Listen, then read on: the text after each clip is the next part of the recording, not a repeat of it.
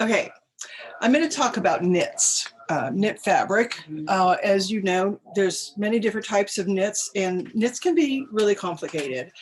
It's better to know how to sew and already have experience sewing woven fabric, which is just the kind of fabric that is, you can see the weave in it, whereas a knit is actually knitted on a knitting machine. So it's easier to learn how to sew on woven fabrics and then move into knits if you want. But in sewing class, in sewing lab, I've had students jump right into knits because that's what they wanted to sew. So if you want to sew knits, that's fine. Just that you need to understand a few things about it. So let's go to a bigger picture here. So there's so many different kinds of knits. I'll start with, well, a simple knit would be a t-shirt knit, which I don't have a t-shirt knit right here. This is a piece of knit fabric. It's got some glimmer in it, but you can definitely see the knit on it, that the rows of knitting go up and down. And this is the right side because you can tell by the print, whereas the wrong side is just plain. Another way to tell right side from wrong side on a knit is if it's going across your body and then up and down is the knit, when you pull on it, it rolls to the correct side, meaning the right side, if it's going around you. So that's the right side. And then this part will roll, when you pull the other side, it rolls to the back a little bit. So that's how you know which direction this knit is meant to go if you can't see it, whereas you can see this, of course, so you know which direction that goes in. The other thing to know about this piece of knit is it's pretty stretchy on one side, but when I pull in the same direction of the knitting, it's not stretchy at all, actually. It does have some give, but it's not going to be stretchy at all. So definitely this is the part that would go around your body if you were going to make something out of this piece of knit. This is also the kind of what you would call ribbing. Ribbing is actually the ribs that you see. That's called ribbing.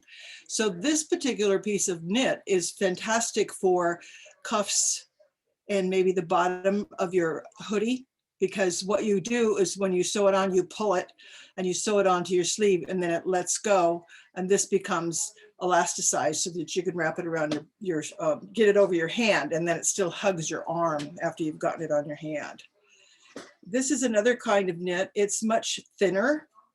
That's the wrong side. This is the right side. And it has sort of a type of finish on it that woven in finish, or knitted in finish, I should say, that has sort of a suede texture, which is pretty cool. So you can't really probably see it on camera, but it does have a really cool texture on it because of the fact that they've sueded that look. It gives it a very matte look. And this one actually doesn't curl to itself. So maybe I wasn't correct on that. Well, knits are knits. So this one is something that you would want to make something, well, it's also one direction. It doesn't really stretch this way, but it stretches this way. I'm gonna make a dress out of that one of these days. This is another one that has, this is a thicker knit, a thicker meaning thicker than t-shirt knit, and it's made out of nylon or polyester. It has stretch in both directions. So you can pull it this way and this way. It actually has more stretch in one direction than it does in the other, but it's still called a two-way stretch knit. And this is the kind you would use for yoga pants or sportswear where you want it to be hugging and fitting you in both directions. So you see that it can be a sporty fabric. The same with this piece. Actually, I think this is only one way. It's got a little give in one direction, but a lot of give in this direction. So that is a definite, very good for apparel. You see a lot of apparel made out of knit fabric because knit fabric is very easy to care for. You can throw this in the washer and you probably don't even have to dry it. It will be so damp when you get it out of the washer that all you need to do is hang it up. And you also don't need to iron it. The other beauty of knits is, you could probably see of every piece I've pulled up, there is no raveling whatsoever. Knits are not going to ravel on you. So that's the good part of it. But the bad part of it is when you're sewing on your regular sewing machine, I'm just going to sew a few stitches here, just on a straight line. Say, for example, you made a t-shirt out of this. I don't know if you heard that. Say, for example, if you made a t-shirt out of this. Well, what's going to happen when you put it over your head? It rips. The threads that I just sewed on there are not going to stretch. So it's useless. So where you sew knits is on the overlock machine, or otherwise known as a serger machine, which is the kind, there are some at school that you can learn how to use after we get back on campus. But the serger machine has a stitch on it that will allow it to stretch. So I took this very stretchy knit that I showed you, and I sewed across it with a serger machine, and that is how you would sew your seams. Of course, you put two together and you sew them. This does have a lot of stretch. My machine needs adjusting. It shouldn't have those loops, but you get the point. That is what's going to happen. So how do we sew something stretchy on this sewing machine? If you look at, let's see if I can get it without breaking my, let's see, it is number B, but you have to go down to here where this says SS. So you turn this to SS, meaning special stitch, down there, and then you go back up and it goes on B, which it's already on B. So it looks on the picture, on this picture here, it looks like three rows of stitching. That's not what's going to happen on this. That is called a it's like a locking stitch. So when you sew it, it's going to be 2 stitches forward and 1 stitch backward. So it's going to take a little bit longer to sew it. I'm holding onto the thread in the back so that you can see it bouncing back and forth.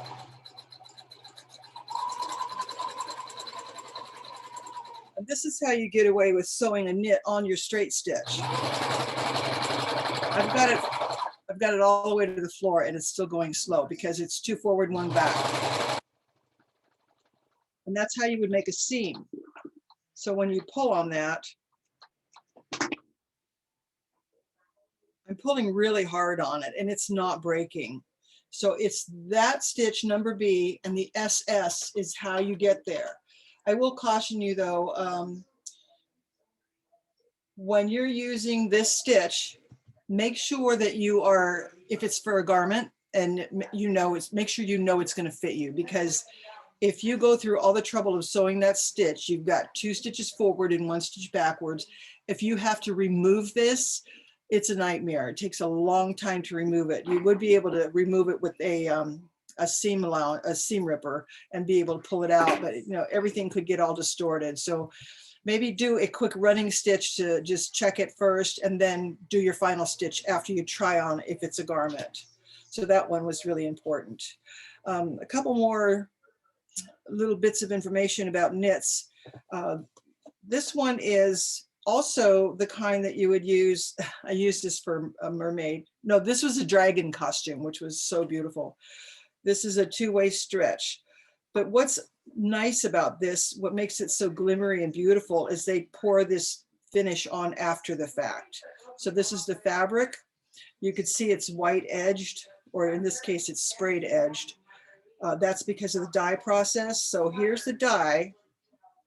The green and the yellow is the dye that they've done sort of variegated across the print, across the knit.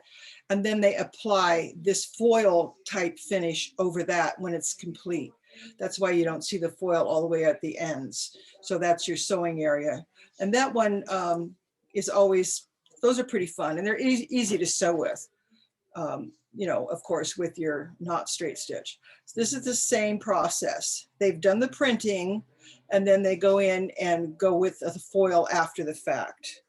And I don't have an end piece to show you why. Let's see.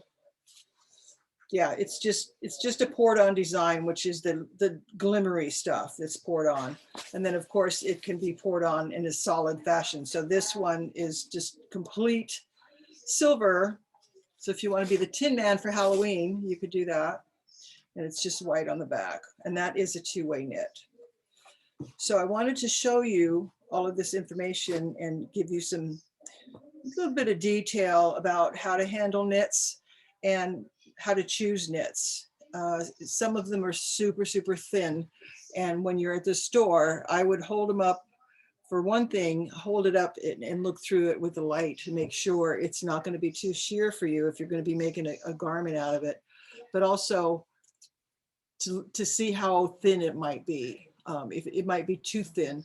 You've probably all had those kind of t-shirts that is super thin knitted t-shirt fabric, and those don't even last that long. They tend to get holes in them quite early. So make sure that you get a stable knit. We call them stable knits, meaning they're not all stretchy and out of control. They're easier to work with. And then there's a thing called, I don't have a sample, but there's a thing called a double knit where it is super thick, but it's still really solid and has a lot of stretch to it. And that's something that you would have.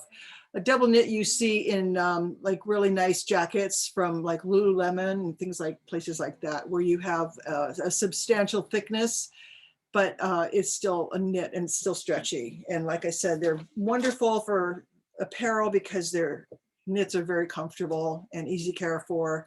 You don't have to iron them. You just pretty much can't wrinkle them. So any questions on knits? Just in case you want to sew something in knit.